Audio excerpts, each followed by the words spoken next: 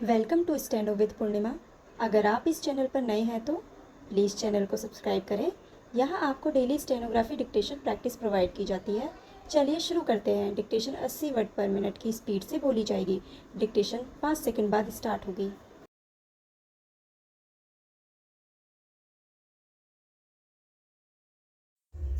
महोदय, जो यह बजट प्रस्तुत हुआ है वह देश का एक ऐसा नया चित्र उपस्थित करता है जो चित्र उम्मीद का है, आशा का है, सफलता का है। इसमें नए कर ज़्यादा नहीं लगाए गए हैं और जो थोड़े से कर लगाए भी गए हैं वे इस ढंग से लगाए गए हैं कि सभी लोगों पर उसका बोझ पड़ता है। इससे भी उनको निराशा हुई है। दूसरी बात जिससे उनको निराशा हुई है यह है कि 1-2 वर्ष देश को लेन देन के मामले में कठिनाई का सामना करना पड़ा था। योजना को कठिनाई में पड़ना पड़ा था।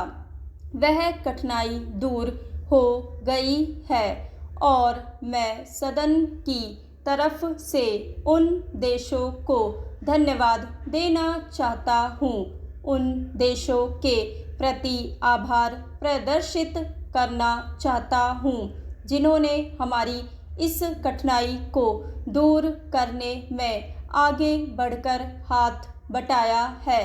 मेरे मित्रों को इससे निराशा हुई है कि विदेशी सहायता बहुत ज़्यादा और तेज़ी से पहुंच रही है और हमारी जो कठिनाई दूर हो गई है इससे उनको परेशानी हुई। कम्युनिस्ट इसलिए भी परेशान है कि पिछले 1-2 वर्षों में देश की पैदावार बहुमुखी ढंग से बढ़ी है, औद्योगिक पैदावार बढ़ी है। यह उनके लिए निराशा का कारण बना है। उनकी निराशा इसलिए भी बड़ी है कि उनका मालिक, उनका मित्र हमारे देश की सीमा पर जब फौज लेकर खड़ा है और जब देश पर खतरा है तो क्यों देश की आर्थिक हालत, क्यों देश की वित्तीय हालत तथा दूसरी हालत इतनी अच्छी हुई है और क्यों इतनी अच्छी छवि उभरी है।